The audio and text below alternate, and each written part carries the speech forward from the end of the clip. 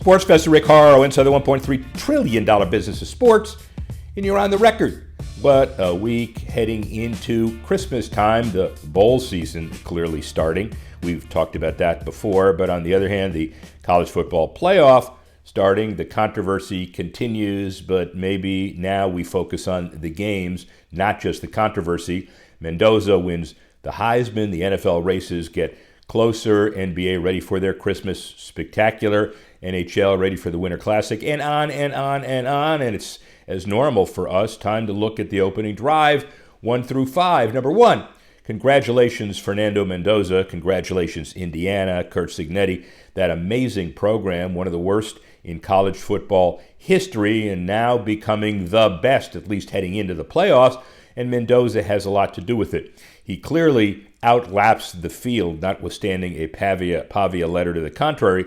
But at the end of the day, the issue really is, how do you get a Heisman? Well, now you do it by buying from the highest as the highest bidder, and that's just the way it is. Years ago, we couldn't think about paying an athlete, and now the going rate is $5 to $10 million to get a world-class quarterback to land at your institution. And clearly, with the transfer portal encouraging it, it isn't going to stop. Indiana did it and lost Penix to Washington, and then they bring Cignetti on. It's not just the deals with the top quality quarterback, but if you remember, Curt Cignetti brought 13 of his Liberty players over, and there are at least 5 coaching commitments in the SEC alone that may be looking at some of the same things. So this is a long book, and the chapters have just begun. That's number 1. Number 2, the Big 12 closing in on their own equity deal. Everybody talking about equity relative to investments in the future, and this is so novel, and it's not going to happen, and why is it? If you remember, for communications and broadcast rights and concessions, companies frequently give rights fees out for the exchange of commitments. It's a financing vehicle. Well, this one is $500 million private capital investment, an exchange for the loans to the schools, investments to the schools, paid off by revenue streams, giving the schools ability to pay for, and this is from them, staffing, athlete support, facilities, programs, all things that they would be doing normally. This provides another additional appropriate financing vehicle, and it looks like they're on their way. Not done yet, but watch very carefully. That's number 2. Number 3, MLS Cup, 4.6 million viewers, the highest watched soccer game ever in the U.S. for the MLS. And the bottom line is not just what the number is, but the transformation of the MLS as a big boy. They started with a number that's a little less than they had before. But at the end of the day, this is one of those things where you could say that it's evolved. And how it evolved is that it became a situation where the MLS had some questions about the rankings, the ratings of the numbers from Nielsen. Do you rate the size of the device? Is it just homes? Just like Mark Lazarus originally with NBC got a basic reform where we talked about counting everybody that needed to be counted. In this situation, the baseball, basketball, football, hockey ratings at one level, MLS gets readjusted. It's not just the number, it's the acceptance and credibility in the process. So that's number 3. Number 4, NFL, NCAA warning that the predictive industry is a catastrophic impact, potentially. And at the end of that, we're talking about how to deal with a situation where the leagues don't have, or at least in the college and NFL perspective, the ability to track suspicious activity, insider participation, their language, industry safeguards, data sharing agreements, etc. And the bottom line is, just like gambling years ago, there was some initial discussion and pushback, happened, revenue generated. Maybe the predictive market situation will resolve itself the same way. Kalshi, NHL, take a look at that. Or maybe not. We'll just have to see. That's number 4. Number 5, U.S. cities push back FIFA Women's World Cup.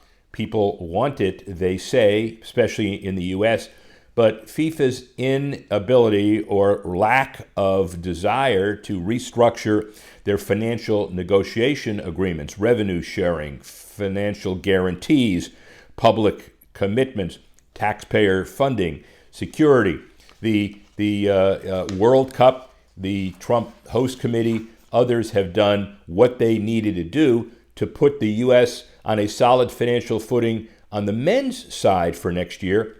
Cities that are looking at the same situation relative to FIFA on the women's side, not so fast.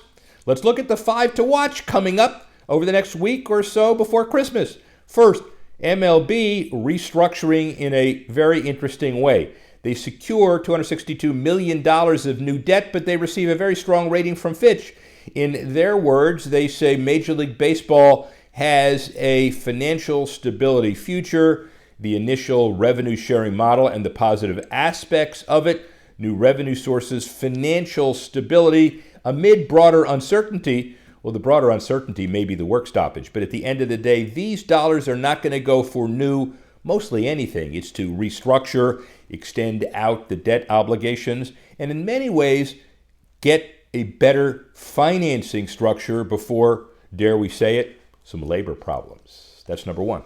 Number two, NASCAR investors say that the charter values have increased amid new evergreen provisions, extending charter protections beyond the fixed expiration dates, giving the teams that have invested a lot of money an opportunity to continue their investments. The charters are now more attractive to existing and projected future buyers. The Michael Jordan lawsuit had a lot to do with that, but at the end of the day, kudos to the situation for at least making the market more attractive as NASCAR attempts to attract new investors. See how that all shakes out. That's number two. Number three, pickleball has become one massive private equity roll-up. At the end of the day, we now have a doubling of pickleball participants since 2021, and of course, professionals want to get in on the mix. The idea of using the models in leagues like golf, tennis individually, but also football, baseball, basketball, stronger negotiating leverage, financial leverage, sponsors, and broadcasters. The end of the day, look for pickleball to be more and more valuable. That's number three. Number four, the United Sports Collective lands its first deal with Range, a commercial partnership on athlete representation, brand development, strategic partnerships, and entertainment. The bottom line is it's focusing on creating integrated opportunities that combine on-field talent with media, marketing, and commercial strategy. And as more and more athletes understand what NIL really means, you got to perform. And as more and more corporations realize it's here to stay, that becomes very important now and in the future. And then finally, number five, the NBA heads into the Emirates Cup Finals with 49 full-season sponsors attached to the in-season tournament. There was a lot of discussion about whether or not this would really work and what's going to happen with it. At the end of the day, Emirates remains the title sponsor, portfolio that includes a number of global partners. This whole tournament was a little bit of a let's see what happens before the Christmas spectacular.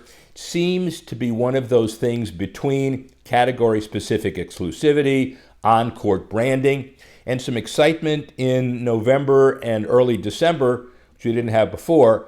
The bottom line is this becomes a major issue going forward with the NBA. That's our five to watch. Enjoy pre-Christmas and pre-holiday roll-up. I'd like to thank Callie Kazar for helping us put this together and giving us some perspective that we didn't have before. Speak with you next week, Sports Professor Rick Horrow. All good as far as being on the record. More to come. Thank you and talk to you soon.